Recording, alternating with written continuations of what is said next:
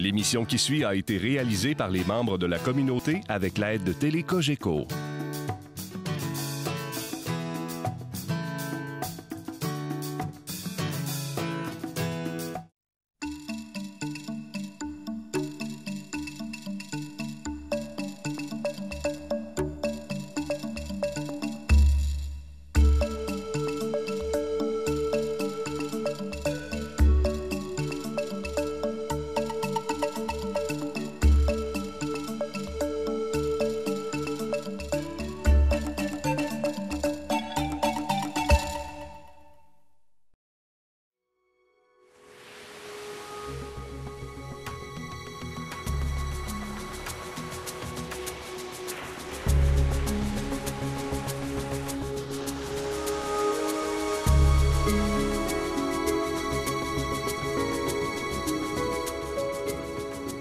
Arène de combat titanesque, endroit de naissance où s'ébahit la vie, lieu où les extrêmes se rencontrent.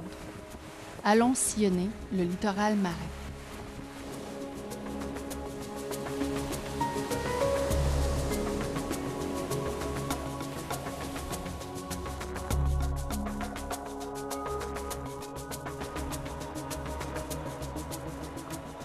Là où l'eau est à la rencontre de la Terre, se révèle l'écosystème le plus extrême qui soit, le littoral.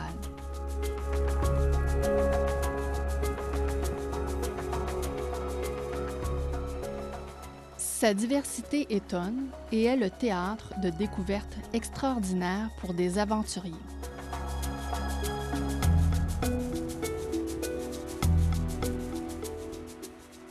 Littoral sablonneux, rocheux, caillouteux, vaseux, glacé.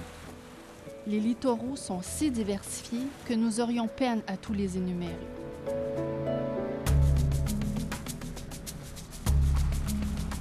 La côte dévoile vraiment sa formation granitique dans ces écosystèmes qui sont exposés aux vagues les plus violentes et qui lentement mais sûrement grugent la côte et la sculptent selon la dureté du massif. En effet, ces alluvions viennent colmater les baies, façonnées par le travail érosif, et rempliront ces espaces par des dépôts sableux ou vaseux. Certaines plages formeront des flèches littorales qui viendront enrichir à leur façon la diversité géomorphologique et biologique du territoire. Alors, nous sommes à la limite de la végétation, où commence le brassage des sédiments. Donc, cette partie ici, aller vers la végétation, c'est la zone supralittorale. Et la portion où se brassent les sédiments, découverts naturellement, c'est la zone médio-littorale. La zone infralittorale commence là où le marnage de marée se fait sentir et à la limite des vagues. Alors, toutes ces frontières très difficiles à déterminer au gré des saisons parce que tout ça brasse, vont caractériser la faune qui y habite et la flore. Les plages de sable grossier et rocheux seront le théâtre d'un phénomène extraordinaire. En début d'été ou à la fin du printemps, selon l'emplacement des plages par rapport à l'embouchure du Saint-Laurent, le caplan arrive en masse et apporte son cortège de prédateurs. La fraie du caplan est bien connue des gens de la côte. Le caplan, ce petit poisson qualifié de poisson fourrage, c'est-à-dire une espèce d'importance écologique qui nourrit la plupart des espèces marines, incluant les oiseaux marins, vient déposer ses œufs le long des plages pour les mettre hors d'atteinte des prédateurs. Les femelles pondent très près de la plage et les mâles, qui disposent de carènes de frais, de genre de pare-chocs formés d'excroissance de certaines écailles, viennent littéralement sur le sol pour y déposer leurs semences sur les œufs qui se mêlent aux sédiments. Au plus fort de la fraie, de véritables nuées de caplans viendront accomplir leur cycle vital avant de mourir pour laisser place à la nouvelle génération. Beaucoup d'animaux viennent alors profiter les longs du littoral de cette manne temporaire qui leur donneront un répit dans cette lutte pour la survie.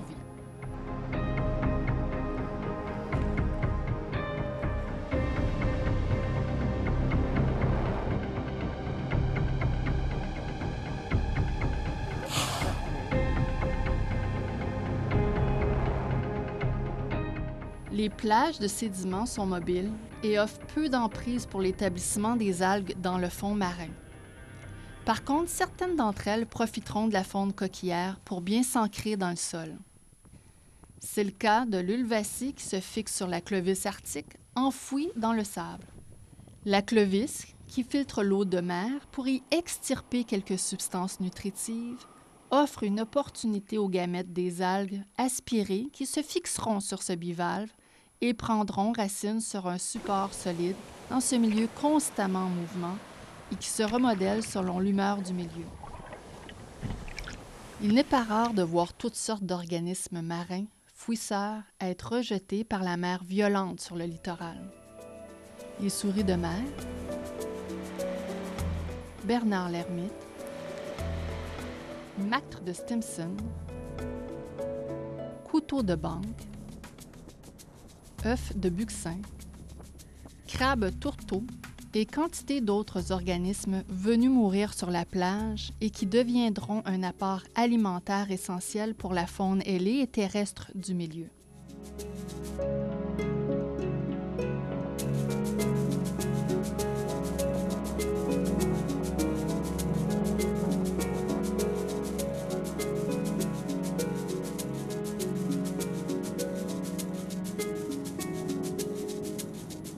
Les littoraux rocheux et les platiers, découverts par les marées, seront pour leur part de véritables garde-manger pour les oiseaux limicoles qui feront halte dans leur migration en provenance du nord et s'alimenteront de bigorneaux, de gamères et de crustacés pour continuer leur voyage vers l'Amérique du Sud dans leur ère d'hivernage. Les vers marins, comme les néréides, fouilleront chaque crevasse et chaque cachette dans le but d'y débusquer leur proie. Ils deviendront eux-mêmes des opportunités de nourriture pour les poissons et les oiseaux.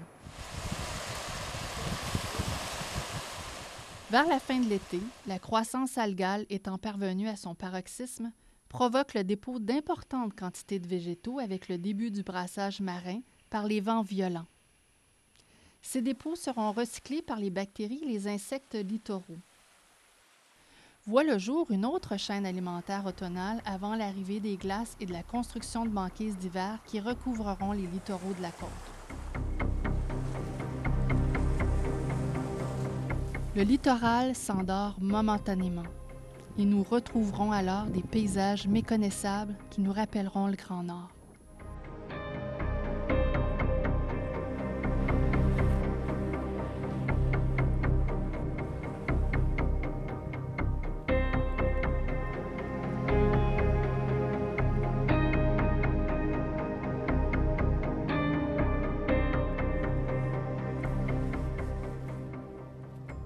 J'ai en arrière de moi des bordillons créés lorsque les températures avoisinent les moins 12, moins 15, moins 20 degrés.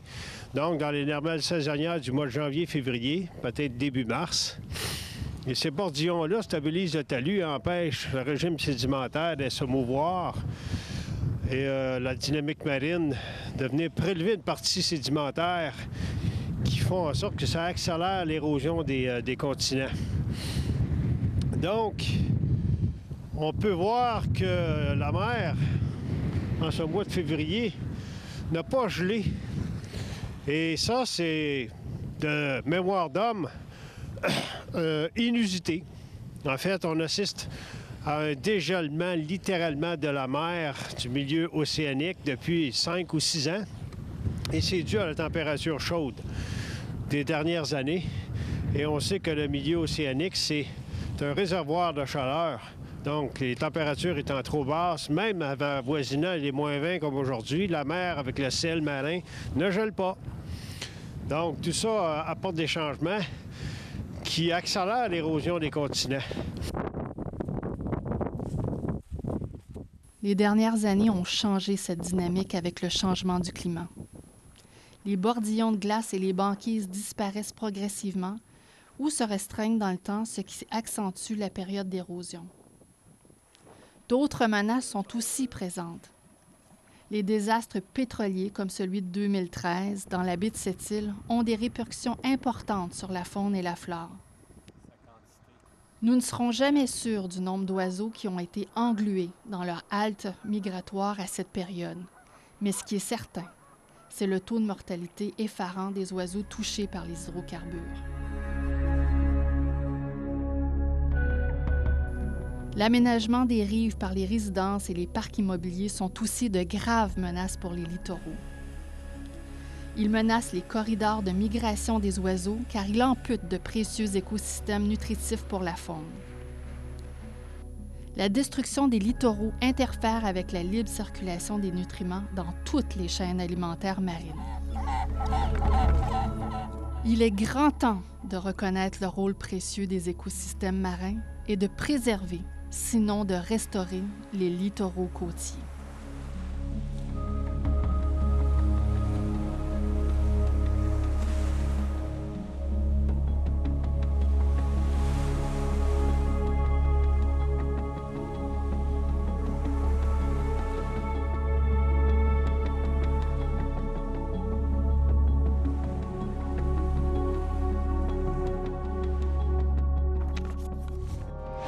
Télé Cogeco, un service exclusif aux clients de Cogeco.